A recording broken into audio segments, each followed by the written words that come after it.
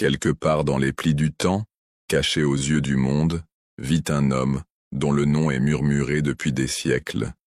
Pas un roi, pas une célébrité, mais un leader que le monde n'a pas encore vu. Celui qui se lèvera lorsque le monde aura atteint son point de rupture. S'il est vivant aujourd'hui, où est-il? Est-ce qu'il est passé près de vous alors que vous étiez distrait, vos yeux aveugles à la vérité qui se tenait devant vous?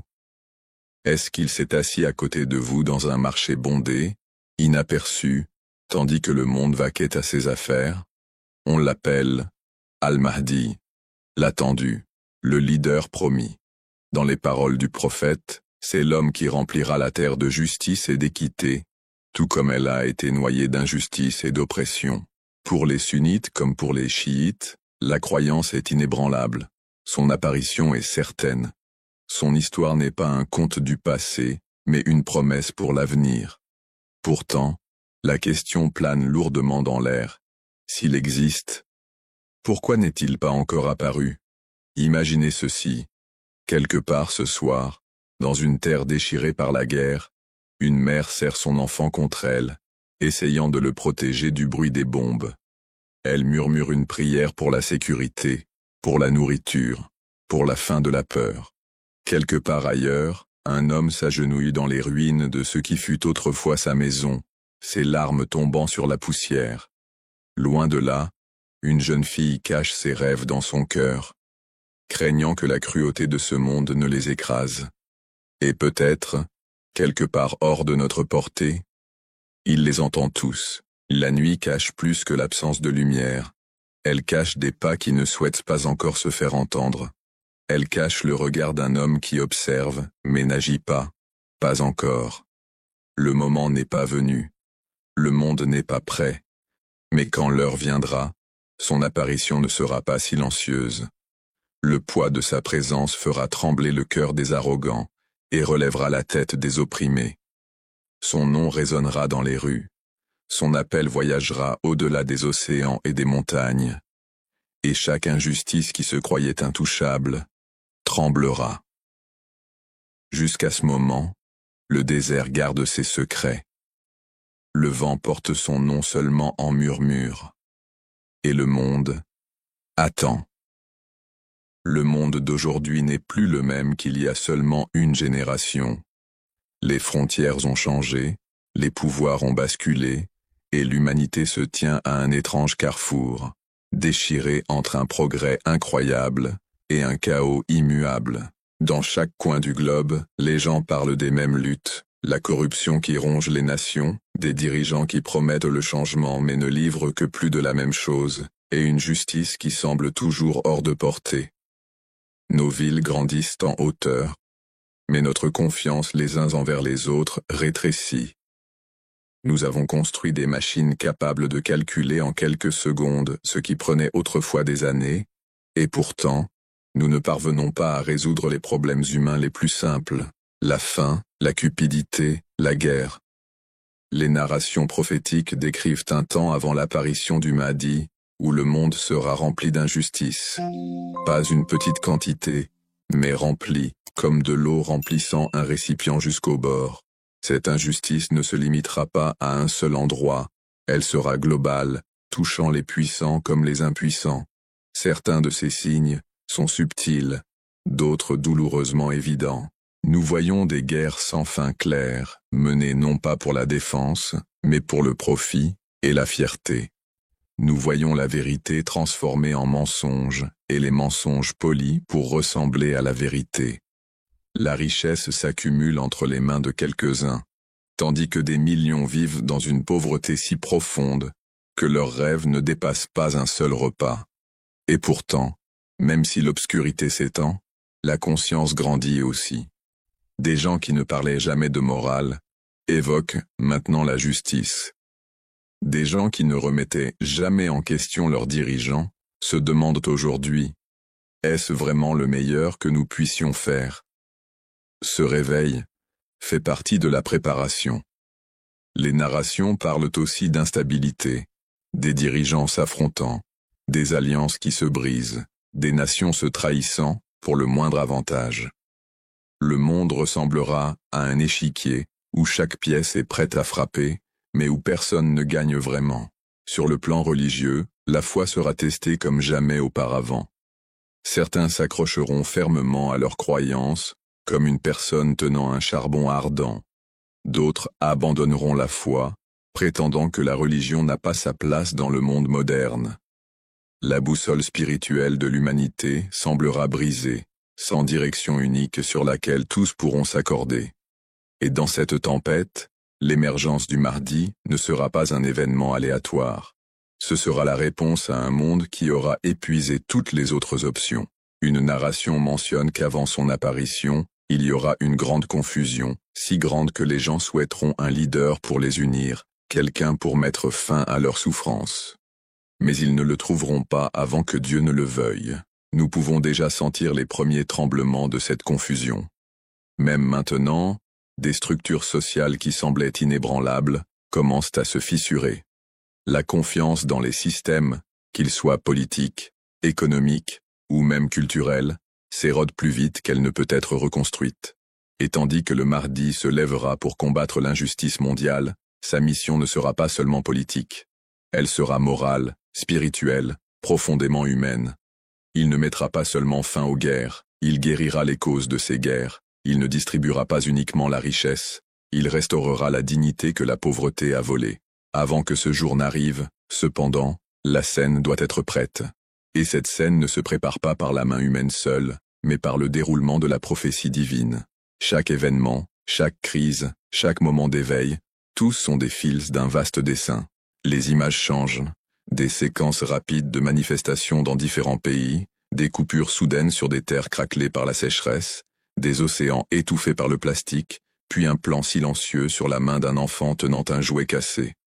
La musique baisse en un bourdonnement faible, comme le calme avant la tempête. Certains ne verront dans ces temps que des espoirs, mais pour ceux qui comprennent les prophéties, ces moments sont des signaux. Ils murmurent que le temps de l'attente n'est pas infini, que chaque ombre signifie que le soleil est proche. Et quand le Mahdi apparaîtra, ce ne sera ni en politicien cherchant des votes, ni en commandant militaire affamé de pouvoir. Il viendra comme le restaurateur d'équilibre tant attendu, un leader dont la légitimité ne vient pas de l'approbation humaine, mais de la nomination divine. Ce monde que nous voyons, déchiré, fatigué, en quête, n'est pas la fin de l'histoire, c'est le prologue. Et comme tous les grands commencements, il commence dans l'obscurité, pour que, lorsque la lumière viendra, nous sachions exactement ce qu'elle signifie. Le monde avance comme si tout était normal. Des empires s'élèvent, des empires tombent. Les villes s'élèvent toujours plus haut, la technologie progresse, des guerres éclatent, des traités sont signés, et pourtant, aucun gros titre ne mentionne son nom. Aucun présentateur ne dit « il est revenu ». La plupart des gens vivent toute leur vie sans jamais réaliser que quelque part, sur la même terre qu'ils foulent, le leader de la dernière révolution mondiale est vivant et veille. Cette époque, cette longue et étendue ère cachée, n'est pas une ère d'immobilité. C'est une ère de préparation. Mais cette préparation ne se fait pas avec fanfare. Elle ne monte pas sur les podiums ni ne brandit de drapeau. Elle agit en silence, comme l'eau qui creuse les vallées dans la pierre, façonnant l'histoire sans le bruit des armées ni les projecteurs des rois. Certains pensent que parce que l'imam est caché, il est absent de l'histoire du monde. Mais la vérité est tout le contraire. Il fait partie de cette histoire chaque jour. Sa tâche aujourd'hui n'est pas de gouverner ouvertement, mais de bâtir les fondations d'un règne qui durera, un règne qui ne commencera pas par un murmure, mais par un moment qui fera trembler les cieux. L'air caché est un temps de mouvement sans être vu. Imaginez un maître bâtisseur qui marche dans une ville la nuit, posant les poutres invisibles sous ses rues, la préparant pour un futur que personne d'autre ne peut encore voir. Les gens d'en haut continuent leur vie, inconscients qu'une nouvelle fondation se met en place sous leurs pieds. Pendant cette période, les pas de l'imam sont délibérés. Ses choix sont précis. Il sait que la mission ne peut commencer trop tôt, quand les cœurs sont encore aveugles, ni trop tard, quand le chaos a déjà avalé l'espoir. Le timing n'est pas un hasard, c'est une précision divine. Chaque instant fait désormais partie d'une équation plus vaste, et chaque retard est une nécessité calculée. Présence invisible. À travers l'histoire, des récits rapportent l'apparition d'étrangers au bon endroit et au bon moment, guidant des voyageurs, avertissant des dirigeants, ou offrant des paroles qui changent ensuite des vies. Dans certains récits, ces rencontres mystérieuses sont considérées comme des moments où l'imam a marché parmi nous, incognito. Une conversation dans un marché, une main tendue aux pauvres, un conseil soudain qui sauve une vie, ces instants tissent les fils de sa mission silencieuse. Mais la préparation ne consiste pas seulement à aider des individus. Il s'agit aussi d'influencer discrètement les chemins des nations, les changements des sociétés et la préparation même de l'humanité. Il y a des moments où un changement politique soudain, une découverte scientifique ou un mouvement culturel semblent arriver de façon inattendue. En vérité, ce sont des pièces déplacées pour préparer une histoire dont lui seul connaît la fin. Les racines sous la surface. Pensez à un grand arbre. Au-dessus du sol, il peut sembler immobile, inchangé. Mais sous terre, un vaste réseau de racines s'étend, s'approfondit, se renforce. Ces racines sont invisibles à l'œil humain, et pourtant sans elles, l'arbre s'effondrerait au premier grand orage. C'est cela, l'air caché, la croissance des racines. Le monde d'en haut peut ne rien remarquer, mais en dessous, une structure se forme qui soutiendra le poids de l'âge final de la justice. Ces racines sont faites de personnes, d'événements, de savoir et de foi, tous interconnectés, tous nourrissant le moment de l'émergence. Cœur choisi et épreuve silencieuse. À chaque génération, des individus sont préparés pour se tenir à ses côtés. Certains le savent, la plupart non. Ils sont façonnés par la vie elle-même, à travers l'épreuve, la persévérance, par des actes de loyauté et d'honnêteté qui semblent petits, mais sont en vérité les briques d'un royaume futur. Certains sont des savants, apprenant à protéger la vérité avec des mots plus tranchants que des épées. D'autres sont des guerriers, entraînant corps et esprit au courage face à des obstacles insurmontables. Et puis il y a ceux qui ne sont ni célèbres ni puissants, fermiers, enseignants, ouvriers, dont la foi pure et la boussole morale inébranlable font les piliers des communautés. Chacun joue un rôle dans cette armée silencieuse en attente. Mais il y a un autre aspect à cette époque, c'est aussi une épreuve. Sans la présence ouverte de l'imam, la foi des gens est testée comme jamais auparavant. Il est facile de suivre un leader que l'on voit. Il est plus difficile de suivre une idée, un principe, quand la preuve reste cachée. L'air caché tamise l'humanité, séparant ceux qui suivent la vérité parce qu'elle est vérité, de ceux qui suivent seulement quand cela leur convient. Un monde sous sa vigilance. Selon la tradition islamique, sans la présence de la preuve d'Allah, sans un imam vivant, le monde ne pourrait pas rester stable. Même si les gens ne le voient pas, son existence est un bouclier contre l'effondrement total. Comme un phare dont le faisceau est invisible en plein jour, son influence est constante, retenant des marées qui submergeraient l'humanité. La présence de l'imam ne se limite pas à un seul endroit. Certaines narrations disant qu'il voyage, se déplaçant de terre en terre, parfois brièvement, parfois plus longtemps. Chaque arrêt laisse un changement subtil, une personne inspirée, un cœur tourné vers la vérité, une barrière placée contre l'injustice silencieusement. Cette mobilité lui permet de préparer à l'échelle mondiale, assurant que lorsque le moment final viendra, l'appel sera entendu partout. Le silence qui parle. Il y a un paradoxe. Le leader le plus important de l'histoire est vivant, mais presque personne ne le reconnaît. Son silence n'est pas une faiblesse, c'est une protection, pour lui-même, pour ses compagnons, et pour la mission. L'histoire a montré que tout mouvement révolutionnaire dévoilé trop tôt est écrasé avant de pouvoir s'enraciner. L'air caché est le bouclier divin, gardant la mission sûre jusqu'à l'heure fixée. Pendant ce temps, ce silence enseigne une leçon. Il force les gens à regarder plus profondément, à bâtir leur foi non sur le charisme d'un visage, mais sur la force de la vérité elle-même. C'est cette maturité qui rendra ces fidèles incassables, lorsque la tempête de l'opposition se lèvera contre eux. Le rassemblement des points de lumière, imaginez une carte du monde plongée dans l'obscurité.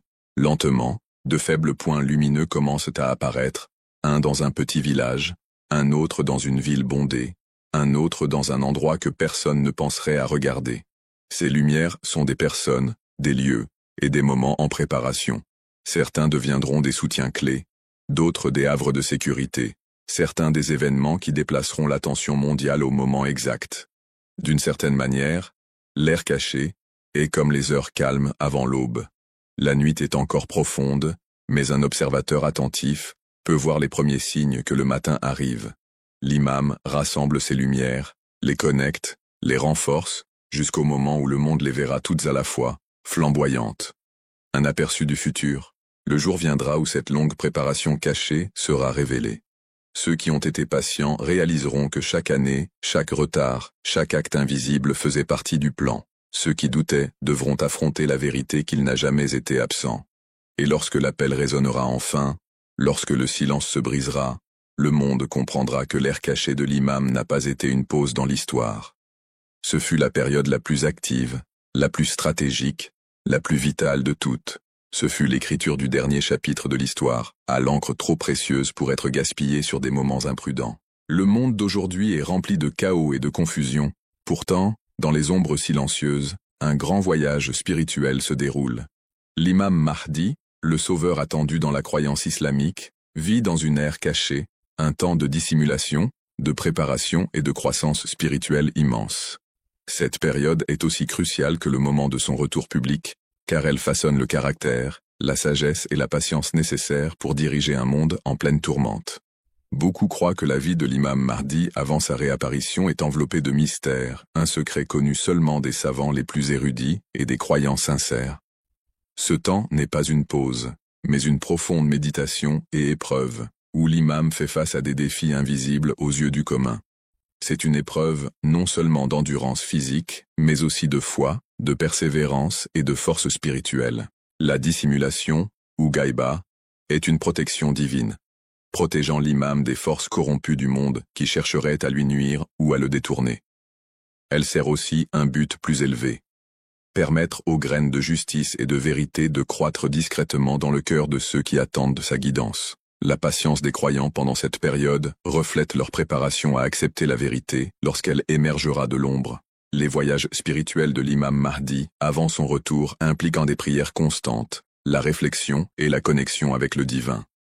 On dit que l'imam cherche sans cesse la connaissance et la sagesse, communique avec les anges, et se prépare à la lourde responsabilité de rétablir la justice. Cette étape ne consiste pas seulement à attendre, mais à agir continuellement dans le domaine spirituel. Les récits de savants et de mystiques qui ont aperçu des signes ou rêvé de la vie cachée de l'imam nous rappellent que sa présence est réelle et proche, même si invisible.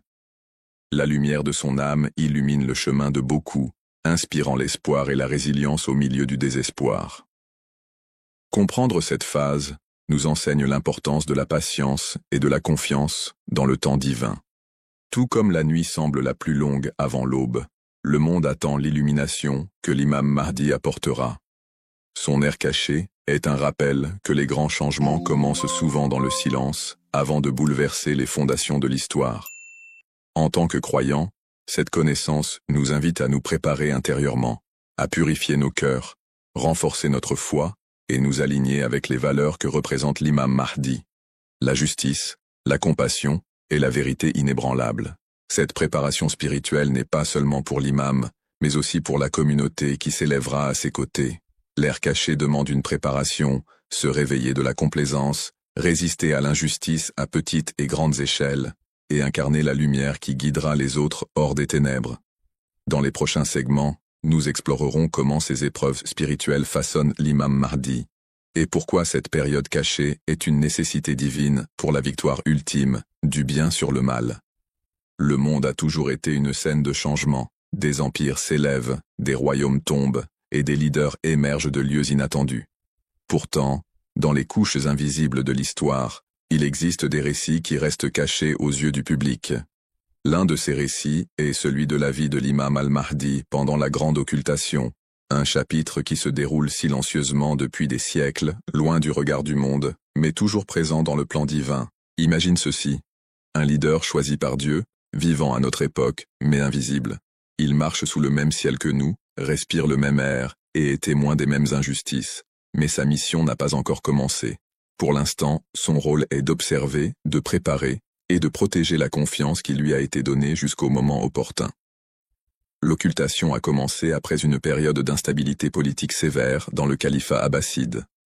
Le jeune imam, alors enfant, faisait face à un monde hostile à son existence. Les dirigeants craignaient les prophéties, qu'un homme issu de la lignée du prophète se lèverait pour démanteler la tyrannie. La surveillance, les assassinats et les informateurs étaient partout. Dans une telle atmosphère, sa disparition n'était pas une fuite, mais une nécessité divine. Depuis plus d'un millénaire, la vie de l'imam al-Mahdi est enveloppée de mystères. Les savants décrivent cette période comme un temps où il continue de guider, mais indirectement, à travers les savants, les dirigeants justes et l'inspiration divine. Son absence physique est une épreuve, non seulement pour ses disciples, mais pour le monde entier. Imagine un homme qui a vu défiler les siècles. Des villes autrefois centres commerciaux animés sont devenues ruines. Des royaumes qui semblaient éternels se sont effondrés en poussière. Il a traversé les paysages changeants de la civilisation humaine, et pourtant il reste inconnu, un voyageur dont les pas ne laissent aucune trace. Mais pourquoi rester caché si longtemps? Les enseignements islamiques expliquent qu'il s'agit d'une période d'épreuve et de préparation. L'humanité doit avoir l'espace nécessaire pour se prouver elle-même, choisir la justice ou l'oppression de son plein gré, avant que l'intervention divine ne transforme le monde. Le rôle de l'imam durant ce temps est celui du capitaine d'un navire caché dans le brouillard, qui gouverne depuis l'ombre, veillant à ce que le navire ne sombre pas avant d'atteindre son rivage destiné. À travers l'histoire, des murmures ont circulé, des rencontres racontées par des savants, des mystiques et des croyants ordinaires. Ces rencontres étaient souvent brèves, inattendues et bouleversantes. Un homme apparaissant au bon moment pour sauver quelqu'un en détresse, offrant des conseils ou lançant un avertissement, puis disparaissant sans laisser de traces. Que ce soit dans les déserts d'Arabie, les montagnes d'Iran ou les marchés de Syrie, ces histoires ont survécu grâce à la tradition orale et aux écrits, laissant aux croyants l'espoir et le sentiment que la présence de l'imam est toujours proche. Les défis de sa vie cachée sont profonds.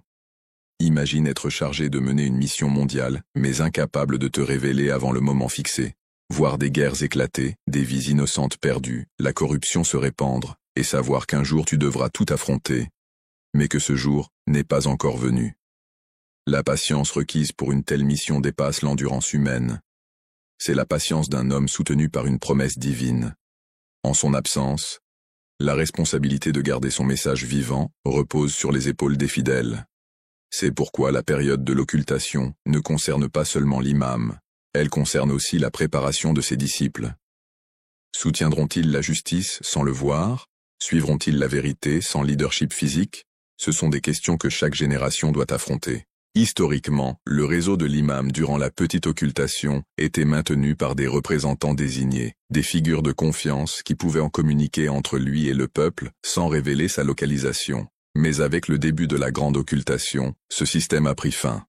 Depuis, la communication directe a cessé et le fardeau du leadership religieux est passé aux savants et juristes qui interprètent la loi islamique et guident la communauté jusqu'à son retour. La vie qu'il mène maintenant est inimaginable. Se déplaçant d'un endroit à l'autre, se mêlant aux gens ordinaires, peut-être assis dans un café, marchant dans un marché, ou traversant un terminal d'aéroport, inaperçu. Il pourrait être à côté de toi dans une foule, écoutant, observant, apprenant comment le monde a changé tout en restant le même. À travers les siècles, la tapisserie de l'histoire humaine a été brodée de fils subtils, des moments où le voile de l'occultation semblait se lever un instant. Ces instants sont rares, mais ils ont laissé un héritage d'espoir pour ceux qui aspirent à la justice. Un récit conservé par les savants raconte l'histoire d'un marchand voyageant seul dans les déserts arides du Moyen-Orient au XIIe siècle. Sa caravane avait été attaquée par des bandits, ses compagnons dispersés et ses provisions volées. Épuisé et près de la mort, il pria pour être sauvé. De l'horizon scintillant, un cavalier solitaire apparut, vêtu simplement, le visage partiellement ombragé par le soleil. Sans un mot, il offrit de l'eau, guida le marchand vers un chemin sûr. Et avant que ce dernier ne puisse exprimer sa gratitude, l'homme avait disparu dans les vents du désert. Plus tard, en racontant cette rencontre, le marchand jura que les yeux de cet homme portaient une profondeur jamais vue, comme s'ils avaient été témoins de la montée et de la chute des civilisations. Ces histoires ne sont pas limitées à une région. Dans les montagnes rugueuses de Perse, une famille de fermiers se souvint d'une nuit où un étranger frappa à leur porte lors d'une tempête de neige. Sa présence était calme, sa voix douce mais autoritaire. Il parla de patience, de foi, et d'un temps où la terre serait remplie de justice. Au matin, l'étranger avait disparu, ne laissant aucune trace dans la neige fraîche. Pour la famille, ce fut plus qu'un acte de bonté, ce fut un signe que la promesse du Mahdi était vivante. Ces récits, qu'ils viennent des marchés médiévaux ou des rues des villes modernes, partagent un thème commun. L'aide arrive quand on s'y attend le moins, et disparaît avant qu'on puisse la réclamer. Les croyants y voient un rappel que l'absence de l'imam n'est pas un vide, c'est une présence cachée, une garde silencieuse sur ceux qui s'accrochent à la vérité. D'un point de vue historique, sa longue dissimulation fait écho à d'autres récits divins. Le Coran parle du prophète Youssouf, Joseph, vivant en Égypte sans être reconnu par ses frères, et des gens de la caverne qui restèrent cachés pendant des siècles avant de réapparaître au moment voulu. Ces schémas nous enseignent que les plans divins se déploient souvent dans le silence, loin du bruit des attentes publiques. À l'ère moderne, le concept d'occultation prend de nouvelles dimensions. L'imam est censé se déplacer dans un monde de satellites, de caméras de surveillance et de communication instantanée, mais reste invisible. Les mêmes réseaux numériques capables de localiser presque n'importe qui sont impuissants à le révéler. Pour les croyants, cela fait partie du miracle. Il pourrait franchir des frontières internationales, se fondre dans les innombrables visages passant dans les aéroports, son identité étant un secret non par déguisement, mais parce que la volonté divine l'a caché à la reconnaissance humaine. Il y a une profonde vérité émotionnelle dans ce mystère. L'humanité reçoit un moment prolongé pour choisir sa propre voie. Les tyrans s'élèvent sans contrôle, la richesse est amassée par quelques-uns, et les cris des opprimés résonnent dans des rues ravagées par la guerre. Pourtant, la promesse demeure qu'un jour, un leader surgira pour démanteler chaque structure d'oppression et reconstruire le monde sur des fondations de justice, de miséricorde et de vérité. Ce jour ne viendra pas par hasard. Il arrivera lorsque la corruption du monde aura atteint son apogée et que la préparation des fidèles sera à son comble. Pour les disciples de l'imam Mahdi, cette attente n'est pas passive. C'est un appel à refléter sa mission dans leur vie quotidienne, défendre les opprimés, dire la vérité même lorsque c'est dangereux, et résister à la tentation du désespoir. L'absence de l'imam est une épreuve de loyauté. Son peuple vivra-t-il selon ses principes, même sans voir son visage? La fin de l'occultation marquera l'un des tournants les plus dramatiques de l'histoire. Les descriptions de la tradition islamique dressent le tableau d'un monde au bord du gouffre. Effondrement économique, chaos politique, injustice généralisée. À ce moment, quand l'espoir semblera presque éteint, l'imam apparaîtra à la Mecque, près de la Kaaba, et appellera le monde à s'unir sous la bannière de la vérité. Son apparition ne sera pas cachée, elle sera vue par amis et ennemis. Jusqu'à ce moment-là, chaque génération est un maillon de la chaîne de préparation. Certains partiront sans le voir, d'autres vivront pour assister à son ascension, mais tous ont la responsabilité de garder la flamme de la justice allumée. Les siècles de sa vie cachée ne sont pas des années perdues, ils sont le battement silencieux d'un plan divin qui dépasse les limites de l'histoire humaine. Alors, quelque part ce soir, peut-être dans une rue animée d'une grande ville ou dans un village reculé de montagne, il marche. Observateur silencieux de l'histoire humaine, attendant le moment où son rôle passera de gardien caché à leader mondial. Le monde ne le connaît peut-être pas maintenant, mais quand le voile sera levé, il le reconnaîtra instantanément, non pas par son apparence, mais par la vérité indéniable de ses paroles et la justice dans ses mains. Le parcours de l'imam Mahdi avant sa réapparition est une histoire enveloppée de mystères, de foi, et d'innombrables récits transmis de génération en génération. Pour comprendre cette époque cachée, il faut d'abord plonger profondément dans le contexte historique et spirituel qui l'entoure, une figure attendue par des millions à travers le monde, mais dont la présence reste voilée aux yeux de la majorité. Le concept du Mahdi, ou le guide, est fermement ancré dans la tradition islamique. Tant les musulmans sunnites que chiites anticipent à son retour, comme un annonciateur de justice et de guidance divine dans un monde marqué par l'injustice et la corruption. Mais que savons-nous réellement de sa vie avant ce retour solennel? Cette question intrigue autant les savants, les croyants que les chercheurs. De nombreuses traditions racontent que la vie du Mahdi, avant sa réapparition, est marquée par la dissimulation et la patience, ponctuée d'épreuves qui le préparent à la grande responsabilité qui l'attend. Contrairement à d'autres figures historiques illuminées par la renommée ou le pouvoir, L'existence précoce du Mahdi est enveloppée d'humilité et de silence, un secret connu de très peu. En examinant le contexte historique, il devient clair que cette phase cachée n'est pas simplement une période d'absence physique. C'est une préparation spirituelle, à la fois pour le Mahdi et pour le monde lui-même. Les difficultés, les luttes, et même la solitude qu'il endure, agissent comme un creuset forgeant le caractère et la détermination nécessaires à sa mission divine. Les historiens et les savants évoquent souvent cette période comme la petite occultation. Un temps où le Mahdi est présent mais caché aux yeux du public, ne communiquant qu'avec quelques personnes de confiance. Cette période est remplie de signes subtils et de guidances discrètes, orientant les fidèles à travers des temps d'obscurité et de confusion. Les défis auxquels le Mahdi est confronté durant cette époque reflètent ceux de nombreux prophètes avant lui. Ces récits rappellent Moïse, qui passa des années dans le désert à se préparer pour guider son peuple, ou encore le prophète Muhammad lui-même, dont les premières années furent remplies d'épreuves personnelles avant de recevoir la révélation divine. La vie cachée du Mahdi s'inscrit donc dans un schéma divin de préparation et d'épreuve. Pendant cette ère cachée, on croit que le Mahdi observe activement le monde, ses conflits, ses injustices, les cris des opprimés. Sa conscience des événements mondiaux est profonde, mais il reste patient, attendant le moment fixé pour agir. Cette période exige une foi solide des croyants, qui doivent rester fermes malgré l'absence de sa présence visible. À travers les siècles, plusieurs récits ont émergé décrivant des aperçus du Mahdi ou des signes témoignant de son existence discrète. Parmi eux, des témoignages de personnes pieuses affirmant l'avoir rencontré sous un déguisement ou avoir reçu des messages par des visions spirituelles. Bien que ces récits varient en détail et crédibilité, ils soulignent l'attente profonde et l'espoir investi dans sa future manifestation. La signification de cette phase cachée dépasse le Mahdi lui-même. Elle sert de métaphore pour le voyage spirituel intérieur que traversent de nombreux croyants, un temps d'attente, de réflexion et de préparation avant une transformation personnelle ou collective.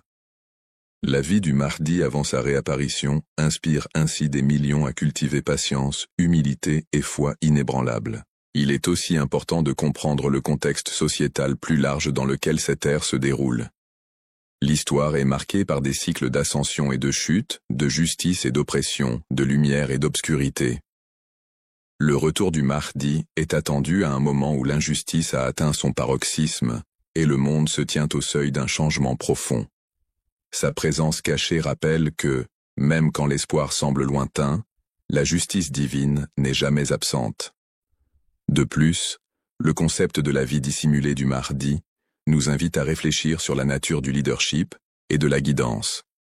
Le vrai leadership, tel que l'exemplifie le Mahdi, ne concerne pas la reconnaissance immédiate ou le pouvoir mondain. Il s'agit de force tranquille, de sagesse profonde et d'un engagement indéfectible pour la justice, des qualités cultivées dans le silence avant d'être révélées à la lumière du monde. En contemplant cette ère cachée, nous rencontrons aussi les histoires de ceux qui ont attendu et préparé l'arrivée du Mahdi au cours de l'histoire. Savants, saints, croyants ordinaires, d'innombrables individus ont gardé la flamme de l'espoir vivante par leurs prières, leurs sacrifices et leur dévotion constante.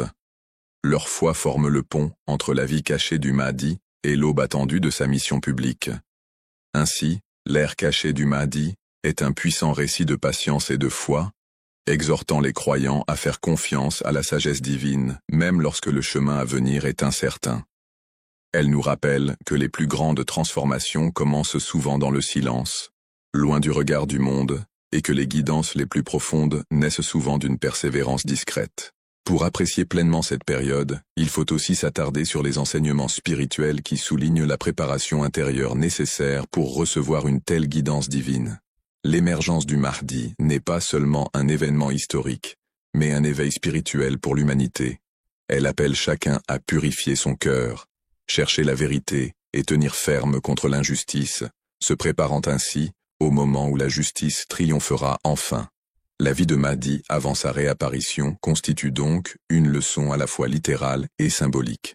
Elle enseigne le travail caché qui précède un changement monumental et l'importance de la transformation intérieure parallèlement aux événements extérieurs. À travers cette compréhension, les croyants sont encouragés à cultiver patience, résilience et espoir dans leur propre vie. En avançant dans l'exploration de l'ère cachée de l'imam Mahdi, nous commençons à voir comment ce récit tisse ensemble histoire, spiritualité et prophétie en une tapisserie de dessins divins. Il invite à ne pas attendre passivement, mais à s'engager activement dans la préparation de soi-même et de sa communauté pour l'ère de justice et de paix promise par son retour.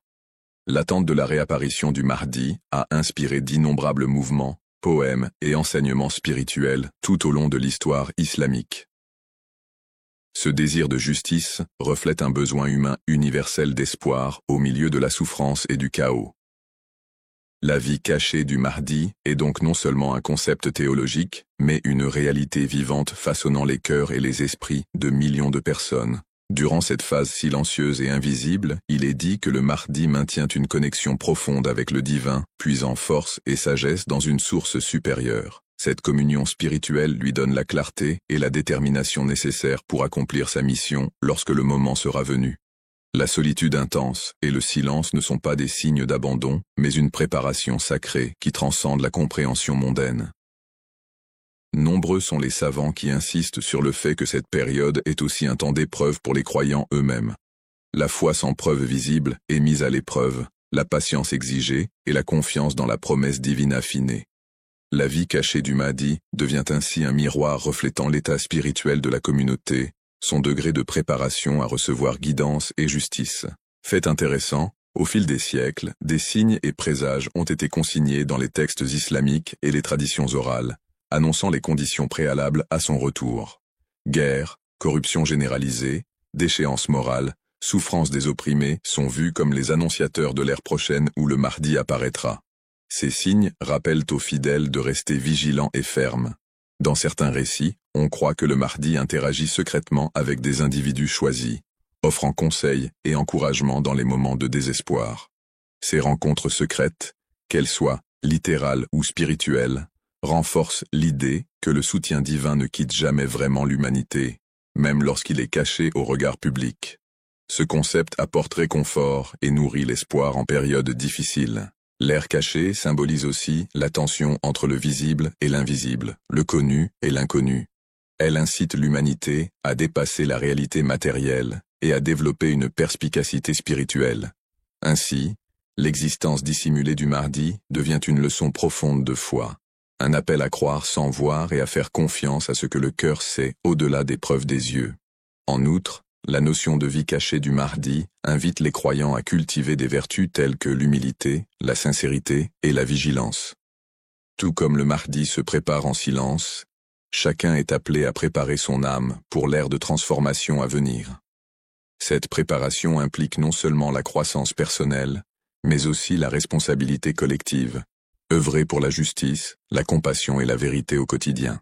Il est également crucial de reconnaître la diversité des perspectives au sein du monde musulman concernant la vie cachée du Mahdi. Tandis que les traditions chiites insistent souvent sur des récits spécifiques concernant son occultation et sa communication avec ses disciples, les croyances sunnites se concentrent davantage sur l'anticipation générale et les signes précédant sa réapparition. Malgré ces différences, le thème central d'espoir et de justice reste universel.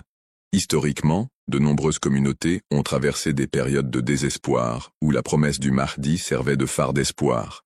En temps d'oppression ou d'occupation étrangère, cet espoir soutenait la résistance et favorisait l'unité. L'ère cachée, par conséquent, n'est pas un temps d'absence, mais un moment où l'espoir lui-même est nourri en silence, préparant une aube plus lumineuse. Le récit des années cachées du Mahdi résonne aussi profondément chez les chercheurs spirituels du monde entier, transcendant les frontières religieuses. Il touche à l'expérience universelle de l'attente, au défi de maintenir la foi dans l'incertitude, et au pouvoir de la croyance pour soutenir l'esprit humain dans les ténèbres. En conclusion, la vie de l'imam Mahdi avant sa réapparition est une histoire profonde de dissimulation et de préparation, non seulement pour l'imam lui-même, mais pour toute l'humanité. C'est un récit qui enseigne patience, foi, résilience, et le pouvoir durable de l'espoir. Cette ère cachée, enveloppée de mystère et de sacralité, invite les croyants à approfondir leur conscience spirituelle et à se préparer pour un avenir où la justice triomphera et où les ténèbres céderont la place à la lumière.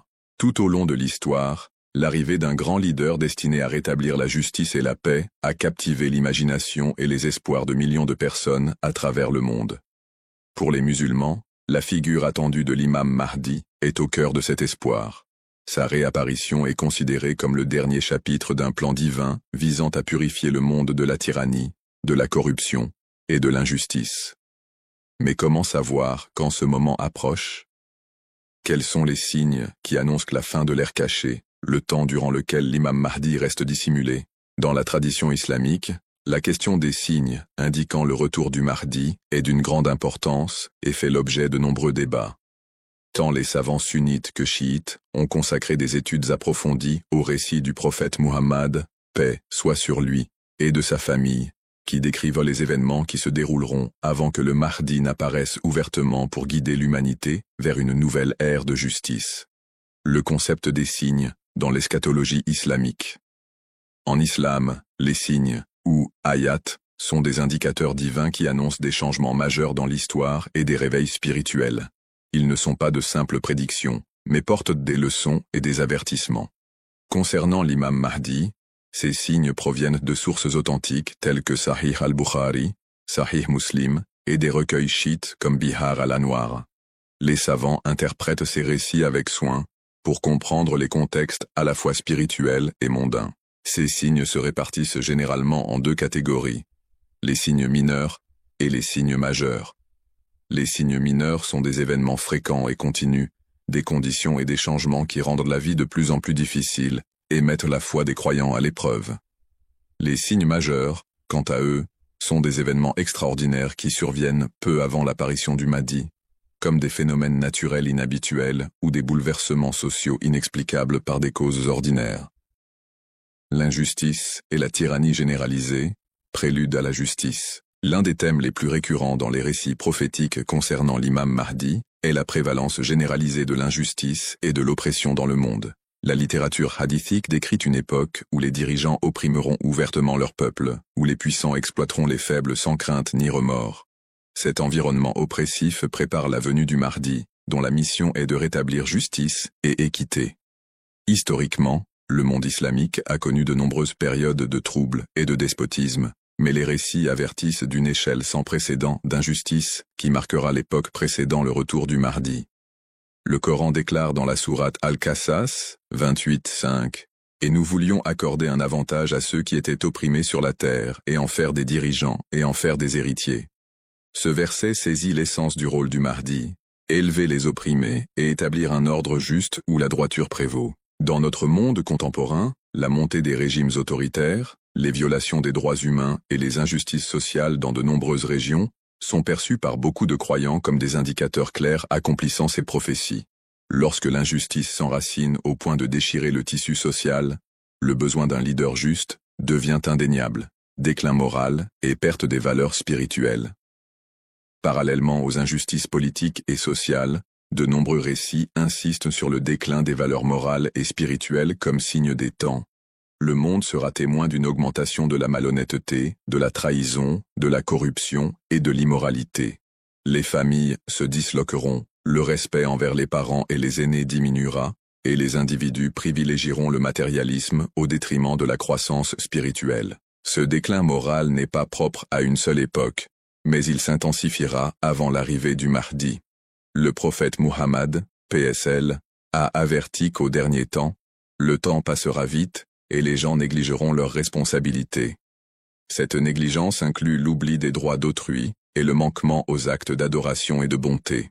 Cette description résonne avec ce que beaucoup observent aujourd'hui, un monde où la cupidité, l'égoïsme et le relativisme moral semblent répandus. Ce déclin alimente les troubles sociaux et affaiblit les communautés de l'intérieur, créant un terrain fertile pour la mission transformative du Mahdi. Catastrophes naturelles et changements environnementaux comme avertissement divin. Un autre ensemble puissant de signes associés au retour du Mahdi concerne les catastrophes naturelles et les bouleversements environnementaux. Tremblements de terre, inondations, sécheresses et autres calamités sont mentionnés dans plusieurs récits comme des événements qui augmenteront en fréquence et en intensité à l'approche de la fin de l'ère cachée. Le Coran enseigne que la terre témoignera des actions humaines et que la nature elle-même réagira à l'injustice et à la corruption. La sourate Ar-Rum 30-41 affirme « La corruption s'est manifestée sur terre et en mer à cause de ce que les mains des hommes ont accompli, afin qu'ils leur fassent goûter une partie de ce qu'ils ont fait. » Ces catastrophes servent à la fois d'avertissement et de force purificatrice. Elles secouent l'humanité de sa complaisance, rappelant la fragilité de la vie et la nécessité de se tourner vers Dieu. Par exemple, les tremblements de terre dévastateurs dans différentes régions du monde, les changements météorologiques imprévisibles et le nombre croissant de calamités naturelles peuvent être vus comme l'accomplissement de ces indications prophétiques. Bien que la science explique les mécanismes, le moment et l'intensification de ces événements dans le cadre prophétique plus large ont une signification particulière pour les croyants. Fragmentation et discorde au sein de la communauté musulmane. La Oumma musulmane a connu historiquement des périodes d'unité et de division.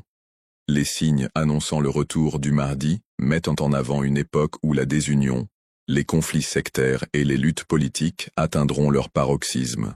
Les récits prophétiques mentionnent que les disputes internes entre musulmans s'intensifieront avant l'émergence du Mahdi. Différentes sectes et factions politiques lutteront pour le pouvoir, affaiblissant la force de la communauté. Cette fragmentation interne est douloureuse mais fait aussi partie de l'épreuve des croyants. Cependant, la mission du Mahdi est également de réunir le monde musulman fracturé. Son leadership transcendra les différences sectaires, rassemblant la communauté sous la bannière de la justice et de la foi. Cette promesse apporte de l'espoir face aux défis actuels que rencontrent les sociétés musulmanes dans le monde.